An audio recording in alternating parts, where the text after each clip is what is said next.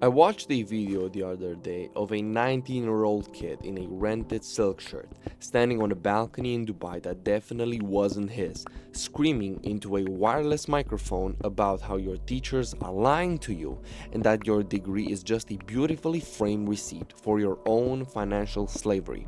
He had the dramatic background music, the quick cuts every 2 seconds to keep your short-circuited attention span locked in, and a link in his bio promising to teach you the secret art of copywriting or dropshipping for the lowest price of a gym membership. It is a masterpiece of psychological warfare because it targets you exactly when you're at your lowest, when you're staring at a 30-page reading assignment on a Tuesday night, running on 4 hours of sleep and desperately praying for a loophole that lets you bypass the grueling, unglamorous work of building a real life. The algorithm knows you're tired, it knows you're frustrated, and it is more than happy to feed you the ultimate comforting lie that you are too smart for school and that quitting is actually a rebellious act of genius rather than a total surrender to laziness. Let's pull back the curtains on the business model of these internet gurus because it is the most beautifully executed hustle on the planet. The guy telling you that education is a scam doesn't actually make his millions from the secret e-commerce business he claims to run. He makes his millions by convincing thousands of desperate, impressionable guys to hand over their credit card number for a basic PDF that summarizes information you could find on Google for free in 10 minutes.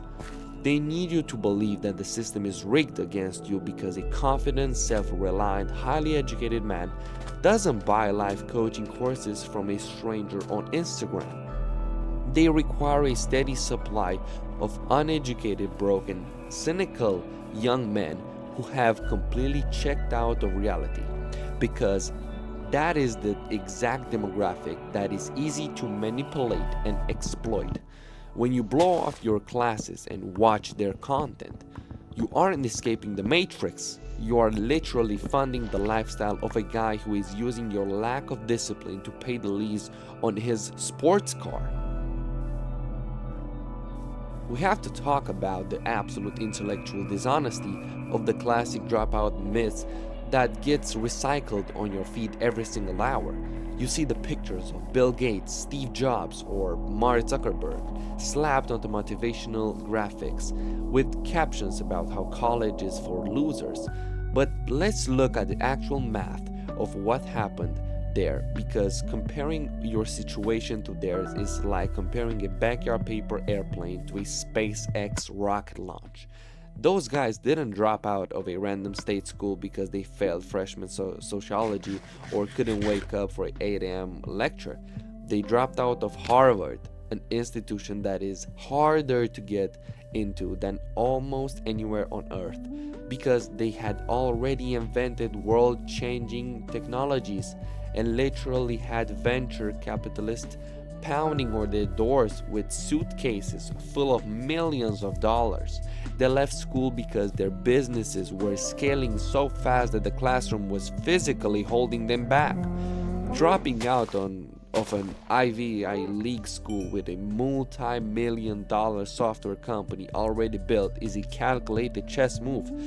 Dropping out of high school or college because you don't feel like studying for a macroeconomic class is just a slow motion suicide mission for your future. The most common defense mechanism guys use to justify slacking off is the classic complaint that they will never use specific academic subjects in the real world. You sit in the back of the room muttering about how you will never need to calculate the trajectory of a parabola or write an essay analyzing the themes of Shakespeare when you're trying to make money. And you're completely right. You'll probably never use the specific formula for photosynthesis again in your entire adult existence. But you are completely misinterpreting what the classroom actually is. School isn't an information storage unit. It is a cognitive weight room. Nobody goes to a commercial gym picks up a piece of iron and thinks to themselves that they need to be good at lifting metal bars in case they get attached by a heavy piece of metal in real life. You lift the iron to break down the muscle fibers so they grow back denser, stronger, and more resilient. School works the exact same way for your brain. When a professor gives you a brutal, dense, boring assignment with zero creative freedom and a razor thin deadline, they aren't testing your passion for the subject matter. They are testing whether you have the baseline executive function to sit your ass in a chair. Silence your phone, focus your mind, and execute a difficult task under pressure when you would be rather doing anything else on earth. If you don't build that capacity for deep, boring, high friction work right now, you are never going to magically possess it when you try to build a business or a career later on. Every single guy I know who fell for hustle culture meme and quit school to start an agency discovered the exact same horrifying truth within 6 months. The real world of business is infinitely more boring, tedious, and bureaucratic than any college classroom. Running a business isn't just signing deals and doing photo shoots. It is poring over tax documents, dealing with angry clients, managing accounting spreadsheets, and working 14-hour days for months without making a single dime. The guy who folds, whines, and opens TikTok the second his college essay gets slightly confusing is the exact same guy who will completely collapse when his business hits its first legal or financial crisis. If you haven't trained your mind to tolerate boredom and cognitive strain, you are structurally incapable of surviving the brutal landscape of entrepreneurship. The supreme irony of the whole school is a scam narrative is that a lack of education actually makes you the ultimate pawn for the people who truly control the world. If you lack basic literacy in history, economics, data analysis, and advanced logic, you are completely defenseless against predators. You will walk into a business meeting and sign a predatory contract that completely strips you off your intellectual property because you didn't have the reading comprehension to understand the fine print. You will pump your hard-earned money into obvious crypto rug pulls and financial pyramid schemes because you don't understand basic mathematical probability and economic cycles. You will be entirely manipulated by every media headline and political narrative thrown you away because you would never learn how to look at raw data and form an independent conclusion. A serious education doesn't brainwash you, it gives you the intellectual armor required to protect yourself from being brainwashed by everyone else. The social media algorithm is actively incisivized to keep you stupid, cynical, and isolated because that is how it maximizes its ad revenue. The app doesn't care about your future, your bank account, or your potential. It cares about your watch time.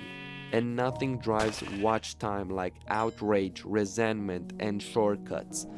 It feeds your content that validates your laziness because that makes you feel good in the short term, which keeps you scrolling for another hour. The real counterculture rebellion in the modern world isn't dropping out to join an online community of teenage dropshippers. The real rebellion is developing an unbreakable attention span, a massive vocabulary, and a deep reservoir of discipline in a world that is trying to turn you into a mindless, dopamine addicted consumer. When you decide to lock in and treat your education like a high stakes arena, your entire present changes. You stop stuttering throughout conversation using the same brain rotted buzzwords you picked up from internet videos, and you start speaking with the quiet, undeniable authority of a man who actually knows what he's talking about.